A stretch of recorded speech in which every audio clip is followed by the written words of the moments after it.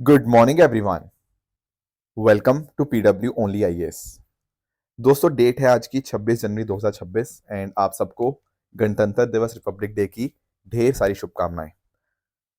दोस्तों, गणतंत्र दिवस की ईव के ऊपर हमारी राष्ट्रपति द्रौपदी मुर्मू जी ने नेशन को एड्रेस किया एंड उनके इस एड्रेस में बहुत सारी इंपॉर्टेंट बातें निकल कर आई। जैसे एक इंपॉर्टेंट बात उन्होंने करी, वो थी नेशनल सिक्योरिटी के बारे में। किस तरह से नेशनल सिक्योरिटी सबसे ज़्यादा सर्वोपरि हो जाती है। अब भारत के ऊपर काफ़ी सारे चैलेंजेस रहे हैं टेररिज्म के माध्यम से, पर भारत ने हर बार उनका मुंह तोड़ जवाब देने की कोशिश की है। जैसे पिछले साल हमने जो ऑपरेशन सिंदूर कंडक्ट किया, उसके माध्यम से भी जो भी टेररिस्ट के बेस कैंप्स थे, हमने उनको ध्वस्त किया। इसके साथ ही साथ हमारे राष्ट्रपति जी ने बात करी वुमेन एम्पावरमेंट की, नारी शक्ति की बात करी उन्होंने। किस तरह से महिलाएं आज के समय आगे आ रही हैं, ये देश के लिए बहुत गर्व की बात है। नारी शक्ति वंदन अधिनियम भी पास हुआ। कोशिश ये है कि महिलाओं का पॉलिटिकल एम्पावरमेंट भी हो। स्पोर्ट्स के क्षेत्र में भी भारत बहुत अच्छा कर रहा है महिलाओं के अंदर, एंड जिसमें आप नोटिस कर सकते हो कि वुमेन क्रिकेट वर्ल्ड कप में बहुत शानदार भारत ने प्रदर्शन किया। ब्लाइंड वुमेन टी20 वर्ल्ड कप में बहुत शानदार प्रदर्शन रहा। बेटी बचाओ बेटी पढ़ाओ का कैंपेन भी बहुत ज़्यादा सक्सेसफुल हमें देखने को मिल रहा है। तो एक तरह से महिलाओं का आगे आना ये देश के लिए बहुत ही गर्व की बात है। इसके अलावा विकसित भारत जो हमें 2047 तक बनाना है ना, उसमें नारी का भी बहुत इंपॉर्टेंट रोल यहाँ पे रहने जा रहा है। साथ ही साथ भारत दुनिया की one of the fastest growing economies में से एक है, तो इसके लिए यहाँ पे बहुत अच्छा काम किया जा रहा है। एंड सिमिलरली हम जो अपने जो लोग हैं उन तक खाना भी पहुंचा रहे हैं, ताकि ना अन्नदाता का ध्यान रखा जाए। ये महात्मा गांधी जी का ही विजन था कि अन्नदाता सर्वोदया की बात करते थे वो। तो उसी के अंदर यहाँ पे हमारा देश है आज के समय, उन्हीं के डायरेक्शन से चल रहा है। ये सारी बातें यहाँ पर इंपॉर्टेंट बातें यहाँ पे हमारी राष्ट्रपति जी ने करी। इसके साथ ही साथ कुछ दिन पहले मैंने आपको एक बात और बताई थी कि हमारा जो संविधान है ना, कॉन्स्टिट्यूशन, वो अब सारी की सारी जो 22 लैंग्वेजेस हैं, जो शेड्यूल्ड लैंग्वेजेस हैं, उसके अंदर यहाँ पे ट्रांसलेट हो चुका है। तो ये भी एक बहुत अच्छी बात है कि कॉन्स्टिट्यूशन पूरे देश भर में अलग अलग भाषाओं के अंदर आज के समय आपको देखने को मिलेगा। और एक्चुअली आज का दिन तो जो 26 जनवरी है, ये तो इसी का ही दिन है। अब आप लोग जानते होंगे कि जो कॉन्स्टिट्यूशन अडॉप्ट हुआ था, वो हुआ था 26 नवंबर 1949 को, पर जो इन्फोर्स हुआ था that was from 26 January 1950। Right, ये बात आपको यहाँ पे क्लियर होनी चाहिए। बाकी अगर हम बात करें प्रियम्बल की, तो प्रियम्बल में जो डेट लिखी हुई है ना, वो दरअसल में प्रियम्बल में डेट है अडॉप्शन वाली डेट। अडॉप्ट कब हुआ? 26 नवंबर 1949। तो फिर 2 महीने वेट क्यों करना पड़ा इन्फोर्समेंट के लिए? क्योंकि एक्चुअली ना अगर हम बात करें 26 जनवरी 1930 की, 1930 की, तो उस दिन को हमने यहाँ पे पूर्ण स्वराज डे के तौर में सेलिब्रेट किया था इंडियन नेशनल कांग्रेस के द्वारा। तो कहीं ना कहीं फ्रीडम फाइटर के उसी विजन को अलाइन होते हुए हमने 26 जनवरी 1950 से एनफोर्समेंट की डेट आपको यहाँ पे देखने को मिल जाएगी। स्टार्ट करने से पहले मैं आप सबको बता दूं कि हमारे जो रिपब्लिक डे ऑफर्स हैं वो आपको यहाँ पे देखने को मिल जाएंगे, एंड हमारे सभी कोर्सेज के ऊपर आपको बहुत ही अच्छा ऑफ देखने को मिल जाएगा। जैसे आप में से जो बच्चे 2028 की तैयारी कर रहे हैं, तो उनके लिए प्रारंभ बैच है जहाँ फेज्ड मैनर के अंदर चीज़ें पढ़ाई जाती हैं, एंड ये बहुत कम कॉस्ट के अंदर आपको आज के समय देखने को मिल जाएगा। सिमिलरली 2027 के स्टूडेंट्स के लिए जो संकल्प बैच है, इंग्लिश हिंदी दोनों में अवेलेबल है। उसी तरह से अगर हम बात करें 2026 के स्टूडेंट्स हमारे सृजन प्रीलिम्स क्रैश कोर्स 2026 का पार्ट यहाँ पे बन सकते हैं। इसके साथ ही साथ अगर किसी बच्चों को सी सेट में कोई परेशानी आती है, तो हमारा जो सी सेट का बैच है उसको भी ज्वाइन कर सकते हैं। तो जो सारे कोर्सेज है ना, इन सब का लिंक नीचे डिस्क्रिप्शन के अंदर दिया हुआ है, वहां पर जाकर वो खुद को अपने आप को एनरोल कर सकते हैं। दोस्तों, डेट है कि 26 जनवरी एंड आप सभी का स्वागत है आज के प्रीलिम बूस्टर न्यूज डिस्कशन में। स्टार्ट करते हैं। पहला जो टॉपिक हमें डिस्कस करना है वो है आपका वर्ल्ड इकोनॉमिक फोरम की एनुअल मीटिंग के रिगार्डिंग। दोस्तों, वर्ल्ड इकोनॉमिक फोरम चल रहा था, आप लोगों ने सोशल मीडिया के ऊपर पिक्चर्स भी देखी होंगी। भारत के अलग अलग चीफ मिनिस्टर्स, अलग अलग लीडर्स भी वहां पर गए थे। राइट, कुछ कॉन्ट्रोवर्सीज भी हुई, कुछ अच्छी बातें भी हुई। अब थोड़ा पहले तो समझते हैं इसके बारे में, वर्ल्ड इकोनॉमिक फोरम के बारे में, फिर इसके आउटकम्स भी थोड़े अंडरस्टैंड करेंगे। देखो, वर्ल्ड इकोनॉमिक फोरम फाउंड हुआ था 1971 के अंदर, एक नॉन प्रॉफिट इंडिपेंडेंट फाउंडेशन के तौर के ऊपर। कोशिश ये थी कि हाँ, हम बिजनेसेस जो होते हैं उससे कहीं ना कहीं दुनिया के लिए इकोनॉमिक वैल्यू क्रिएट होती है, पर साथ साथ सोसाइटी और प्लेनेट को भी हमें यहाँ पे ध्यान में रखना है। तो इकोनॉमी, सोशल एंड एनवायरमेंटल, इन तीनों के साथ आपका यहाँ पे वर्ल्ड इकोनॉमिक फोरम इंपॉर्टेंट बन जाता है। अब इसके जो हेडक्वार्टर्स है ना, वो कॉलोनी जिनेवा स्विट्जरलैंड के अंदर आपको देखने को मिल जाएंगे। ध्यान से सुनना, हेडक्वार्टर्स जिनेवा स्विट्जरलैंड में है, पर जो इसका जो इंपॉर्टेंट जो मीटिंग होती है हर साल, डेवोस समिट, वो डेवोस में होती है। डेवोस कहाँ पे है? ये भी आपका स्विट्जरलैंड के अंदर ही है, पर इसमें डावोस में हेडक्वार्टर नहीं है। हेडक्वार्टर कहाँ पे है? जेनेवा कॉलोनी में आपको वहाँ पे इसका हेडक्वार्टर देखने को मिलेंगे। ये फोरम को एस्टेब्लिश किया गया था बाय क्लॉस श्वाब। ये एक जर्मन इकोनॉमिस्ट हैं और इन्होंने दुनिया के लिए बहुत इंपॉर्टेंट पॉइंट चीजों पे काम किया हुआ है। जैसे आप सब लोगों ने फोर्थ इंडस्ट्रियल रेवोल्यूशन सुना होगा। ये कॉन्सेप्ट के पीछे जो इंपॉर्टेंट काम किया गया वो क्लॉस श्वाब का ही था। फोर्थ आईआर क्या होता है? ये बात करता है आपका आर्टिफिशियल इंटेलिजेंस की, बिग डेटा की, इंटरनेट ऑफ थिंग्स की, रोबोटिक्स की, उन चीजों की बात कर रहा है फोर्थ आईआर। तो कहीं ना कहीं एक तरह का मिक्सचर है डिजिटल, फिजिकल, बायोलॉजिकल टेक्नोलॉजीज का। ये टर्म क्लॉस श्वाब जी ने ही दिया था, जो फाउंडर हैं वर्ल्ड इकोनॉमिक फोरम के। इसके अलावा एक और कॉन्सेप्ट आता है स्टेक होल्डर कैपिटलिज्म का। देखो ये बड़ा ही इंटरेस्टिंग टर्म है, मैं आपको समझाता हूँ इकोनॉमी के पर्सपेक्टिव से। देखो, एक होते हैं हमारे शेयर होल्डर्स, एक होते हैं हमारे स्टेक होल्डर्स। देखो, शेयर होल्डर्स होते हैं हमारे जो ओनर्स होते हैं। पहले पता क्या होता था? मान लो कि बिजनेस काम कर रहा है, वो बिजनेस किसके लिए काम करता था? सिर्फ और सिर्फ ओनर्स के लिए, कि ओनर ओनर को हमें प्रॉफिट देना है ज्यादा से ज्यादा, उसके लिए काम करते थे। पर इन्होंने कहा नहीं, हमें शेयर होल्डर्स के लिए नहीं, हमें सभी स्टेक होल्डर्स के लिए काम करना है। सभी स्टेक होल्डर मतलब उसके अंदर एम्प्लॉयज भी आ गए, उसके अंदर आपके कस्टमर्स भी आ गए, आपके सप्लायर्स भी आ गए, सरकार भी आ गई, इन्वायरमेंट भी आ गया। तो ये डिफरेंट डिफरेंट स्टेक होल्डर्स हैं।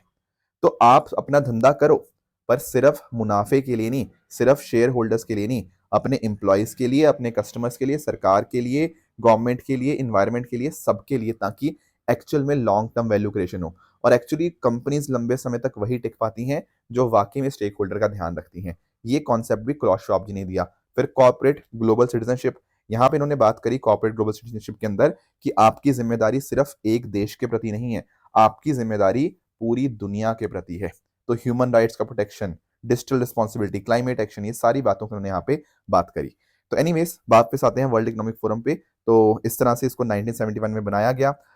पहले जो ना इसमें थोड़ा सा सिर्फ जो लीडिंग बड़ी बड़ी कंपनीज थी वो इसके मेंबर्स हुआ करती थी, बट आगे जाके 1987 में इसको फॉर्मली वर्ल्ड इकोनॉमिक फोरम के तौर के ऊपर रीनेम किया गया एंड 2015 में इसको एक इंटरनेशनल ऑर्गेनाइजेशन का दर्जा मिला।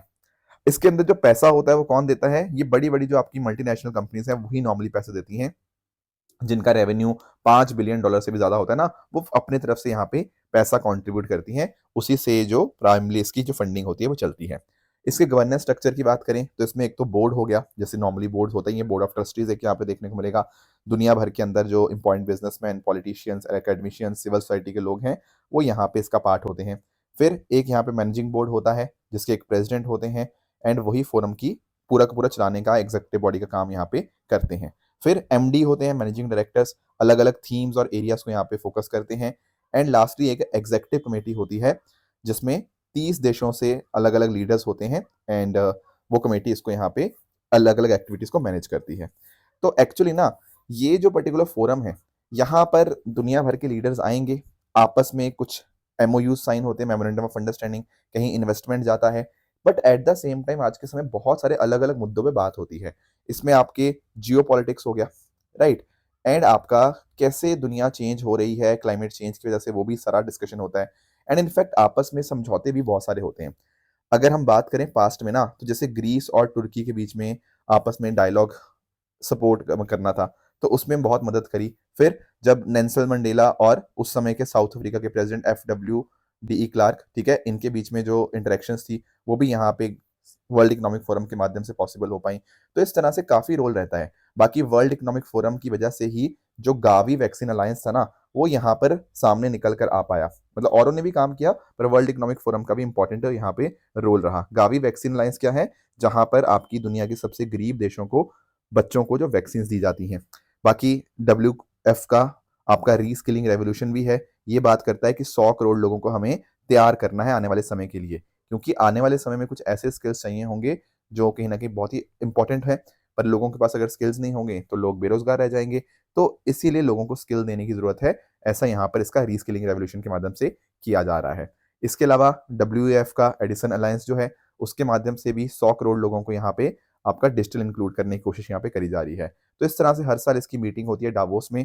बाकी annual meeting of new champions भी होती है चाइना के अंदर, जहां पर दुनिया भर के लीडर्स यहाँ पे आते हैं।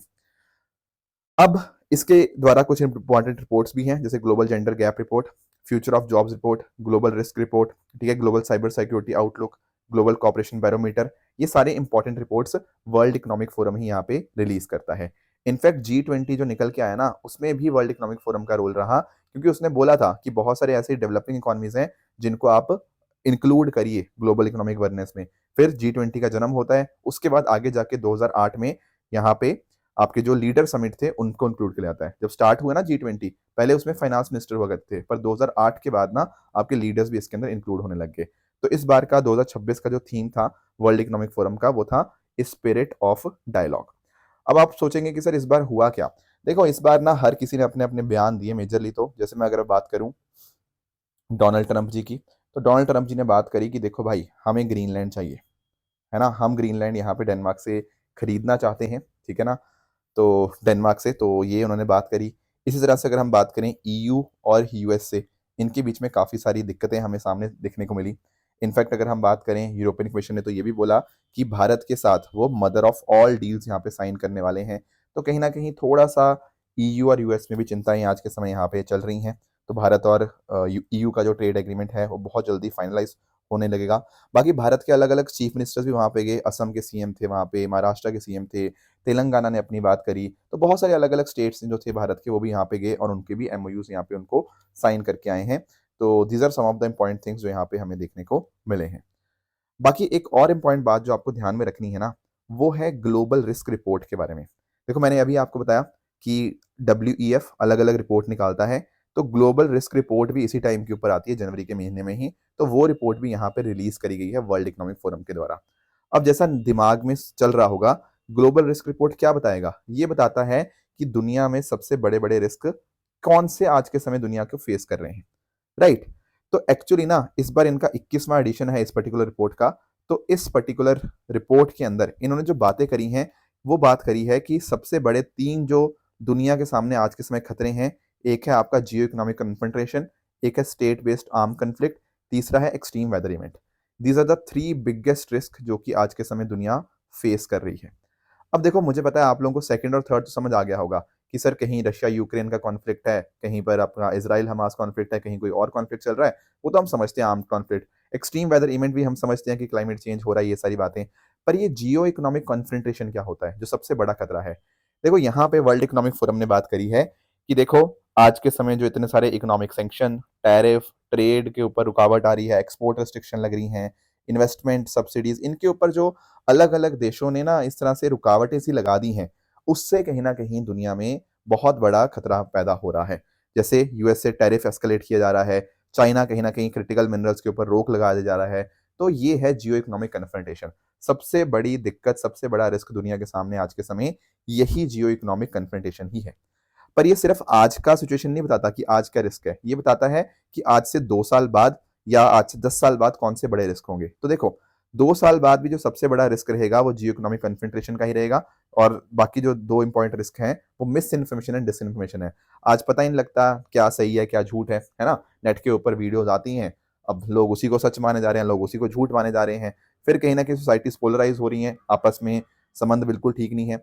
और 10 साल की बात करें ना, तो लॉन्ग टर्म के अंदर ना एक्चुअली जो हमारे सबसे बड़े खतरे हैं वो इन्वायरमेंट वाले खतरे हैं लॉन्ग टर्म के अंदर। जैसे एक्सट्रीम वेदर इवेंट बहुत बढ़ जाएंगे 10 साल बाद, बायोडाइवर्सिटी लॉस हो गया, critical change to earth system, ये सारे इन्वायरमेंट वाले खतरे आपको देखने को मिलेंगे। तो आप नोटिस कर पा रहे हो कि लॉन्ग टर्म में हमारा जो खतरा है वो इन्वायरमेंट का है, पर अभी शॉर्ट टर्म के अंदर थोड़ा जियोपॉलिटिकल और आपका थोड़ा टेक्नोलॉजिकल आपके इश्यूज देखने को मिल जाएंगे। इन्होंने बात साथ में भारत की भी करी है कि भारत के ऊपर किस तरह का खतरा आज के समय चल रहा है। तो भारत में सबसे बड़ा दिक्कत जो चल रहा है, खतरा है, रिस्क जो है वो साइबर सिक्योरिटी का है। सेकंड पे इन्होंने बात करी है इनइक्वालिटी की, वेल्थ में भी और इनकम में भी। भारत में अमीर और गरीब का जो फासला है वो बहुत ज्यादा है, ये एक भारत के लिए बहुत बड़ा रिस्क है। फिर भारत उतना खर्चा एजुकेशन, हेल्थ, इंफ्रास्ट्रक्चर, पेंशन, इन सब के ऊपर नहीं करता, तो कहीं ना कहीं भारत के लोग बहुत वल्नरेबल है। सिमिलरली अगर हम बात करें, आगे जाके हो सकता है कि भारत में उतनी तेजी से ग्रोथ ना हो जितना आज के समय हो रहा है। एंड लास्टली यहाँ पर भी देखो, कुछ पाकिस्तान जो कुछ करता है, कभी कुछ और इस तरह के इश्यूज, तो कुछ स्टेट बेस्ड आर्म कॉन्फ्लिक्ट भी भारत में एक रिस्क का काम करते हैं। ये सारी बातें वर्ल्ड इकोनॉमिक फोरम ने बताई हैं, ठीक है, किस रिपोर्ट में? ग्लोबल रिस्क रिपोर्ट के अंदर, ठीक है। ग्लोबल रिस्क परसेप्शन सर्वे होता है, उस सर्वे के बेसिस के ऊपर ये सारी रिपोर्ट जो है यहाँ पे बनाई जाती है। तो ये बातें थी ग्लोबल रिस्क रिपोर्ट के बारे में जो हमें क्लियर होनी चाहिए। नेक्स्ट आएंगे अगले टॉपिक पे, दैट इज ASC अर्जुन। देखो यहाँ पर आप पिक्चर में देख पा रहे होंगे, ये है ASC अर्जुन। अब क्या है इसमें, क्या खास क्या है? देखो रेलवेज के ऊपर ना, आपके रेलवे स्टेशन के ऊपर यहाँ पे पहली बार किसी इस तरह से ह्यूमनाइड रोबोट को यहाँ पे डिप्लॉय किया गया है, इंट्रोड्यूस किया गया है। अब ये पहली बार ऐसा हुआ है, ठीक है ना, इंडियन रेलवे नेटवर्क के ऊपर। अब इसका काम क्या होगा? देखो रेलवे स्टेशन है ना, अभी फिलहाल कौन से स्टेशन पे? ये विशाखापट्टनम रेलवे स्टेशन पे, तो वहां पे अभी डिप्लॉय किया गया है। तो इसका काम ये होगा कि आपके पैसेंजर्स की सेफ्टी बढ़ाना, सिक्योरिटी और सर्विस डिलीवरी यहाँ पे बेहतर करना। देखो मान लो कहीं पर बहुत ज्यादा भीड़ भाड़ होगी, ठीक है ना, रेलवे स्टेशन पे बहुत ज्यादा भीड़ भाड़ होगी, तो यहाँ पर ना इसमें AI, आर्टिफिशियल इंटेलिजेंस का हम इस्तेमाल कर रहे हैं। उसी तरह से हम क्या होगा, क्राउड को मॉनिटर करना हमारे लिए आसान हो जाएगा। और अकॉर्डिंगली अगर इसको लगे कहीं भीड़ ज्यादा हो रही है ना, तो ये फटाफट ऑटोमेटिकली रेलवे प्रोटेक्शन फोर्स को अलर्ट भेज देगा, उनका जो कंट्रोल रूम होता है। बाकी कुछ गाइडेंस चाहिए हो तो इंग्लिश में, हिंदी में, तेलुगु में, हर लैंग्वेज के अंदर, मतलब ये तीनों लैंग्वेज में फिलहाल देने के लिए ये सक्षम है। इसके अलावा 24 घंटे, ठीक है, सातों दिन यहाँ पे कंटिन्यूस पेट्रोलिंग कर पाएगा। कहीं पर आग लगती है, कुछ स्मोक डिटेक्ट होता है तो वहां पे टाइमली अलर्ट भेज पाएगा। तो इसको पूरा का पूरा इसका जो बनाया गया ना, वो विशाखापट्टनम में ही बनाया गया है। होम ग्रोन टेक्नोलॉजी, हमारी भारतीय टेक्नोलॉजी के माध्यम से इसको बनाया गया है, ठीक है। तो अगर मान लो रास्ते में कहीं रुकावट आ जाए तो इसको बिल्कुल पता है कि कैसे उसको यहाँ पे अपने रास्ते को यहाँ पे चेंज करना है। फेस रिकॉग्निशन सिस्टम भी इसमें है, तो कहीं ना कहीं कुछ यहाँ पे गड़बड़ करने की कोशिश करे तो उसको भी यहाँ पे कैच कर लेगा। तो पैसेंजर की सेफ्टी बढ़ेगी एंड इस तरह से रेलवे प्रोटेक्शन फोर्स को एक तरह से मदद करेगा। ये जो आपका ASC अर्जुन है, ये एक ह्यूमनॉइड रोबोट है, ह्यूमन जैसे दिखने वाला एक रोबोट, ठीक है। नेक्स्ट आएंगे अगले टॉपिक पे, that is the concept of net FDI। अब देखो नेट FDI, पहले तो ये कॉन्सेप्ट समझना इंपॉर्टेंट है कि नेट FDI आखिर होता क्या है। पहले इसका मीनिंग समझ लेते हैं, फिर आएंगे कि क्या आंकड़े क्या बोल रहे हैं। देखो जैसे मान लो ये है हमारा भारत, ठीक है। अब क्या होता है ना कि मान लो कोई विदेशी कंपनी है, कोई फॉरेन कंपनी है, वो भारत में आई, ठीक है। अब उसने इन्वेस्टमेंट किया लॉन्ग टर्म पर्सपेक्टिव से, ठीक है। देखो लॉन्ग टर्म हम बोल जरूर देते हैं, पर इसका मीनिंग पता क्या होता है? More than 10%। अगर 10% से ज्यादा इन्वेस्टमेंट होता है उसको हम FDI में क्लासीफाई करते हैं, लेस देन 10% होता है तो उसको FPI में। सुनना मेरी बात, अगर लिस्टेड कंपनी है तो ऐसा होता है। लिस्टेड कंपनी है तो मोर देन 10% मतलब FDI, लेस देन 10% मतलब आपका FPI, है ना। अगर हम बात करते हैं ना अनलिस्टेड कंपनी, कोई ऐसी कंपनी जो अभी स्टॉक मार्केट पे लिस्ट ही नहीं हुई, वहां पर जितना मर्जी इन्वेस्टमेंट हो उसको हम फॉरेन डायरेक्ट इन्वेस्टमेंट में ही कैटेगराइज करते हैं। और आप लोग जानते होंगे जो FDI है वो लॉन्ग टर्म पर्सपेक्टिव से हम देखते हैं, और जो फॉरेन पोर्टफोलियो इन्वेस्टमेंट है ये नॉर्मली हमारा शॉर्ट टर्म पर्सपेक्टिव से हमें देखने को मिलता है। आज हम बात करेंगे आपके फॉरेन डायरेक्ट इन्वेस्टमेंट की, जो लंबे समय के लिए आता है। अब इसमें समझना, मान लो कोई विदेशी कंपनी थी, ठीक है, उसने भारत में पैसा इन्वेस्ट किया, ठीक है, तो हमने इसको FDI क्लासीफाई कर दिया, ठीक है, ओके ओके, ठीक है। तो एक तो देखो ये इन्वेस्टमेंट हुआ, मान लो इसने काम किया, ठीक है, फिर आगे जाके ना इसका भारत में कुछ ये काम करेगा तो भारत में इसका कुछ प्रॉफिट भी होगा, ठीक है। अब ये जो प्रॉफिट इसका भारत में हुआ, इसके दो चीजें कर सकता है, या तो इसको भारत में ही रख दे, या इस प्रॉफिट को ये विदेश में भेज दे। अब ध्यान से सुनना, अगर आप इसको भारत में ही रखते हो ना, तो वो भी FDI में हमारा काउंट हो जाता है। मान लो पहले FDI था, मान लो $50 बिलियन, वो $50 बिलियन लेकर आया था, ठीक है। मान लो इस साल उसका प्रॉफिट हुआ $10 बिलियन, और उसने सोचा भारत में ही रख लें, तो एक्चुअली ग्रॉस FDI भारत में कितना हो जाएगा? $60 बिलियन। अगर ये नहीं रखता है तो फिर इसको काउंट नहीं करेंगे, अदरवाइज ये भारत के उसमें काउंट होगा जो भी इन अर्निंग्स इन्होंने री इन्वेस्ट करी। Okay okay okay. पर कई बार ऐसा हो सकता है कि मान लो इनका $10 बिलियन का प्रॉफिट हुआ, 5 इन्होंने इंडिया में ही रख लिया, 5 इन्होंने बाहर भेज दिया। तो ये जो आपका 5 हुआ ना रिपेट्रिएशन जो इन्होंने हुआ, इसको हम यहाँ पे माइनस करते हैं। ये आपका एज एन कि ये बाहर चला जाएगा, तो फिर इसको काउंट नहीं करेंगे। ऐसा ही पॉसिबल है कि इंडिया भी कंपनीज भी कहीं बाहर इन्वेस्ट करती हो, किसी विदेशी कंपनीज में इन्वेस्ट करती हो, है ना। तो सेम चीज वहां पर भी है। तो जब इनका नेट लिया जाता है ना, उसको हम बोलते हैं नेट FDI। सुनना मेरी बात ध्यान से कि नेट FDI का फॉर्मूला क्या बनेगा। नेट FDI का फॉर्मूला होता है gross inflow minus repatriation minus disinvestment minus outward FDI। मतलब जितना पैसा भारत में आया वो हुआ ग्रॉस इनफ्लो। इसमें ऑब्वियसली आपका रिटेन्ड अर्निंग्स वगैरह आ गई, पर अगर कोई पैसा भारत से बाहर गया, उसको बोलते हैं हम रिपेट्रिएशन। मान लो किसी कंपनी ने प्रॉफिट कमाया, पर उसने बोला नहीं नहीं नहीं, हम इस प्रॉफिट को अपने घर लेके जाएंगे, तो उसको हम माइनस कर देंगे ग्रॉस इनफ्लो में से। ठीक है। फिर किसी कंपनी ने सोचा कि नहीं नहीं यार, पुराना हमने इन्वेस्टमेंट किया हुआ था उसको हम यहाँ पे बेच के जा रहे हैं, वी आर सेलिंग इट, उसको हम बोल देंगे क्या, डिसइन्वेस्टमेंट। और साथ ही साथ कई बार भारतीय कंपनियों ने विदेशों में इन्वेस्ट किया होता है, उसको हम बोलते हैं आउटवर्ड। आउटवर्ड मतलब जो भारत से बाहर एफडीआई गया। तो अगर आप टोटल इन्वेस्टमेंट जो हमारी ग्रॉस इन्वेस्टमेंट थी, जो विदेशों से भारत में पैसा आया, उसमें से रिपेट्रिएशन माइनस कर दो, मतलब वो प्रॉफिट जो विदेशी कंपनी अपने घर वापस ले गई, माइनस वापस कर दो डिसइन्वेस्टमेंट, वो जो उन्होंने सेल कर दिया, और आप जितना पैसा भारतीयों ने विदेशी कंपनीज में लगाया आउटवर्ड एफडीआई, उसको माइनस कर दोगे, तो आपके पास निकल के आता है आपका net FDI, net foreign direct investment. अब इसी नेट फॉरेन डायरेक्ट इन्वेस्टमेंट का आंकड़ा हमारे सामने आया है, और वो आंकड़ा इस बार हमारा नोटिस करने को मिलेगा, वो नेगेटिव आया है। इसका मतलब पता क्या है? इसका मतलब ये है कि भारत से डॉलर्स बाहर ज्यादा जा रहे हैं, इंडिया कम आ रहे हैं। आउटफ्लो हमारा डॉलर्स का बढ़ गया है as compared to inflows by 446 million dollar. ये नवंबर 2025 का भी आंकड़ा आया है। अब ग्रॉस इनफ्लो देखो हमारे पास ठीक ठाक आ रहे हैं, पर कहीं ना कहीं आउटफ्लो बढ़ गया है। क्यों बढ़ गया है? क्योंकि इसका रीजन देखो कि रिपेट्रिएशन, जो उन्होंने प्रॉफिट कमाया भारत में, वो कंपनीज प्रॉफिट भारत में नहीं रखना चाह रही, वो प्रॉफिट अपने घर वापस लेके जा रही हैं। Plus at the same time कुछ फॉरेन फर्म्स ऐसी भी हैं जो कहीं ना कहीं ज्यादा डिसइन्वेस्टमेंट कर रही है, मतलब जो भी उनका स्टेक था फॉरेन कंपनीज का भारतीय फर्म्स के अंदर, या तो वो पूरा बेच के जा रही हैं या उसका कुछ हिस्सा अपने यहाँ से बेच के जा रही हैं। इस वजह से भारत के लिए थोड़ी चिंता की यहाँ पे बात आपको देखने को मिल जाएगी। इसके कारण देखो कई हो सकते हैं, क्योंकि आप नोटिस कर पाओगे भारत यूएस के बीच में भी ट्रेड डील होगी नहीं होगी किसी को पता नहीं, रुपया कमजोर हो रहा है, उससे भी इन्वेस्टर कॉन्फिडेंस थोड़ा डाउन आया है। तो ये नेट एफडीआई का नीचे जाना थोड़ा सा चिंता वाली बात है। आप ये फॉर्मूला ध्यान में रखिएगा कि नेट एफडीआई हम पहुंचे कैसे। नेट एफडीआई हम पहुंचे जब हमने ग्रॉस इनफ्लो, जितना पैसा भारत में आया, माइनस रिपेट्रिएशन, जितना पैसा कंपनीज ने कमाया था प्रॉफिट के तौर पे वो अपने वापस ले गए, माइनस डिसइन्वेस्टमेंट, जो भी उन्होंने सेल्स स्टेक को सेल किया, माइनस आउटवर्ड एफडीआई, जो भारतीय कंपनियों ने विदेशों में पैसा लगाया है, उनको अगर हम माइनस करते हैं तो हमारे पास नेट एफडीआई का यहाँ पे आंकड़ा देखने को मिलेगा। अब भारत में एफडीआई आता कहाँ कहाँ से है? मेजरली आपको सिंगापुर, मॉरिशियस, यूएस, नेदरलैंड्स, ये टॉप 4 कंट्रीज हैं। और टॉप एफडीआई कहाँ स्टेट्स में आता है? वो है Maharashtra, followed by Karnataka, Delhi, NCR. ये कुछ इंपॉर्टेंट स्टेट्स हैं। और कौन से सेक्टर्स में आता है? वो होता है सर्विसेज में, computer software and hardware, trading, telecommunication and ये सारी बातें।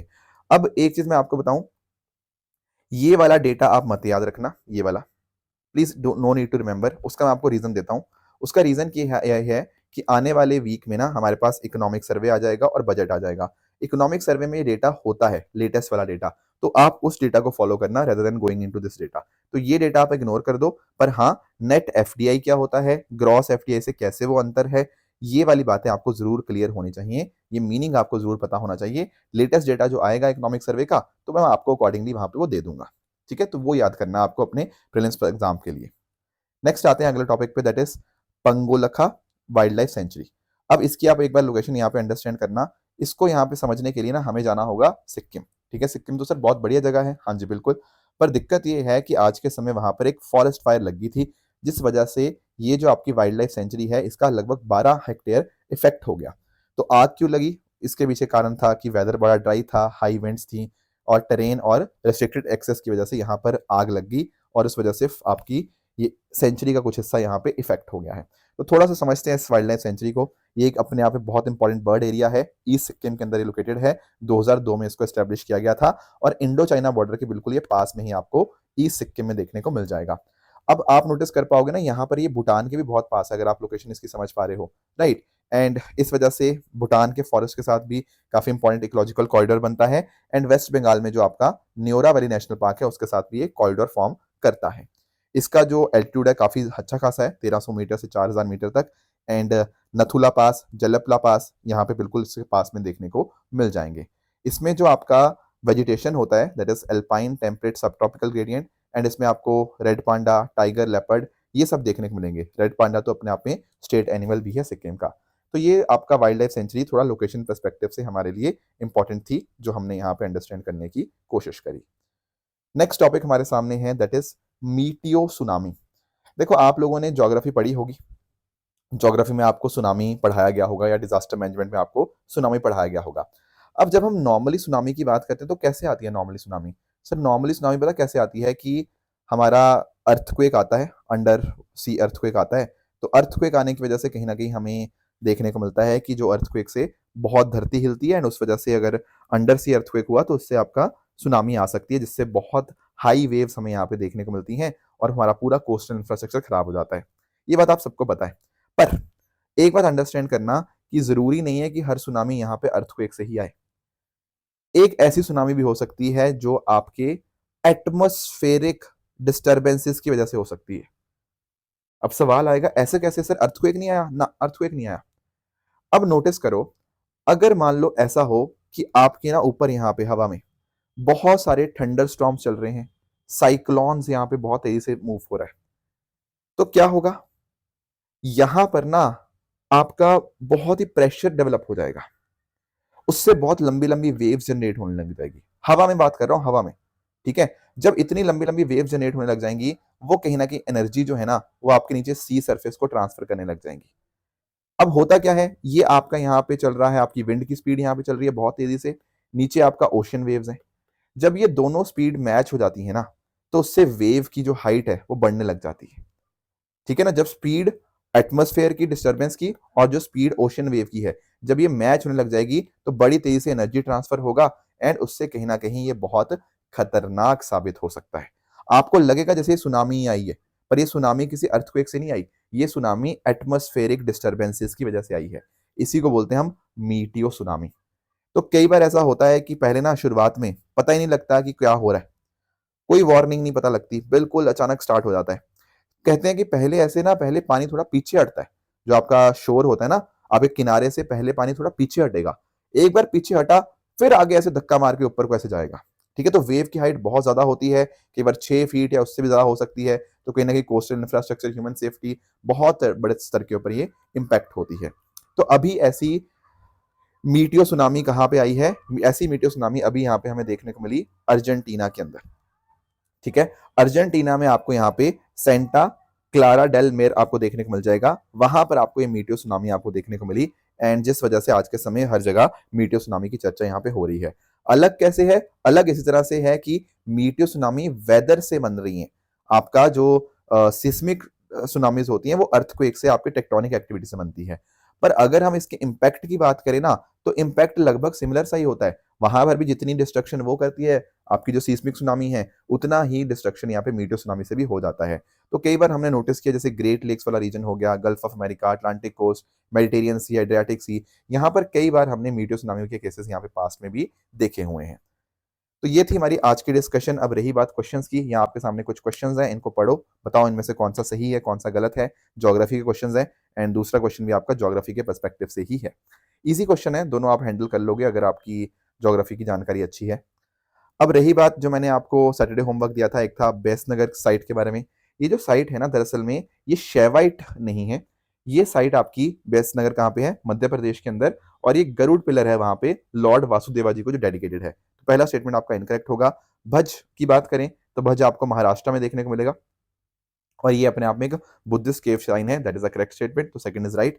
थर्ड स्टेटमेंट की बात करें, सीतान वसल, ये आपका तमिलनाडु में देखने को मिलेगा, एंड ये जेएन केव कॉम्प्लेक्स ही है, so that is also a correct statement. तो दो स्टेटमेंट करेक्ट है, तो only two is the right answer. एक और होमवर्क हमने दिया था संगम लिटरेचर के रिगार्डिंग। अब यार देखो, ये संगम लिटरेचर का क्वेश्चन ना, ये करना आसान है मेरे हिसाब से, मैं आपको उसका रीजन बताता हूं। थोड़ा सा ध्यान से समझो, जैसे आप ऑप्शन ए और ऑप्शन सी को पढ़ो। ये कह रहा है कि भाई संगम पोइम्स में कोई भी मेंशन ही नहीं है मटेरियल कल्चर का, या संगम पोइम्स में बहुत ही कोई रेफरेंस नहीं है वॉरियर एथिक्स का। यार देखो, थोड़ा सा भी अगर आपको एक बेसिक आइडिया होगा ना, आपको पता लगेगा कि ये संगम लिटरेचर तो काफी अपने आप में एक्सटेंसिव है। इसमें लव की भी बात हुई है, जिसको हम एकम बोलते हैं, वेलोरपुरम की भी बात हुई है, एथिक्स की भी बात हुई है, तो सबकी यहाँ पे बात हुई है, उनकी पॉलिटिकल, सोशल, रिलीजियस लाइफ की बात हुई है। आपके दो सबसे बड़े जो एपिक्स हैं, शिल्पादिकरम और आपका मणि मेकलाई, इसके अंदर तो बहुत एक्सटेंसिवली हमने कल्चर और स्पिरिचुअल लाइफ उनकी दर्शाई है। तो ऑप्शन ए और ऑप्शन सी तो बिल्कुल सही हो ही नहीं सकता। देखो बिल्कुल, मतलब आपको अगर आप थोड़ा अंडरस्टैंड करते हो ना यूपीएससी का माइंडसेट, तो आप क्लियरली ए और सी को आप एलिमिनेट कर दोगे। अब बात रहती है ऑप्शन बी और ऑप्शन डी की, इसमें क्या करेंगे। ये कह रहा है कि सोशल क्लासिफिकेशन वर्ना की नॉन थी संगम पोइट्स को, और ऑप्शन डी कह रहा है मैजिकल फोर्सेस को इरेशनल किया। देखो थोड़ा जनरल स्टेटमेंट अगर हम देखोगे ना, तो आप रियलाइज करो सेकंड स्टेटमेंट करेक्ट है। मैं आपको एक्सप्लेन भी कर देता हूँ। एक्चुअली पता क्या है, आपको बुक्स में भी अलग अलग मेंशन देखने को मिलेगा। जैसे एक आपको अराशार, जो कि किंग्स को हम बोलते थे, तो एक ये हो गया। फिर आपका वैश्यार, वैश्यार होते हैं आपके ट्रेडर्स, ठीक है। एंड उसी तरह से अगर हम बात करें यहाँ पर आपको जो तीसरा वेलालार, वेलालार की बात होती थी फार्मर्स के लिए। तो ऐसा नहीं था कि वहां पे सोशल क्लासिफिकेशन नहीं था, बिल्कुल था, सोशल क्लासिफिकेशन बिल्कुल था। तो option B is the right answer. तो कहीं ना कहीं किस तरह से ऑक्यूपेशन पे, बर्थ के इसके ऊपर एक सोशल क्लासिफिकेशन बन गया था, तो उसके बारे में रेफरेंसेस हैं हमारे संगम लिटरेचर के अंदर। तो option B is the right answer है। बाकी रही बात ट्रू एंड फॉल्स स्टेटमेंट्स की, यहाँ आपके सामने कुछ स्टेटमेंट्स हैं, पढ़िएगा, बताइएगा कौन सा सही है कौन सा गलत है। एंड जो उस दिन होमवर्क दिया था वो था वर्ल्ड इंटेलेक्चुअल फाउंडेशन के बारे में। इसके हेडक्वार्टर आपको पेरिस में नहीं बल्कि आपको नई दिल्ली में ही देखने को मिल जाएंगे, इसीलिए स्टेटमेंट आपका यहाँ पे गलत होगा। नेताजी सुभाष चंद्र बोस की बात करें तो बिल्कुल इन्होंने फॉरवर्ड ब्लॉक बनाया था 1939 में, that is the correct statement.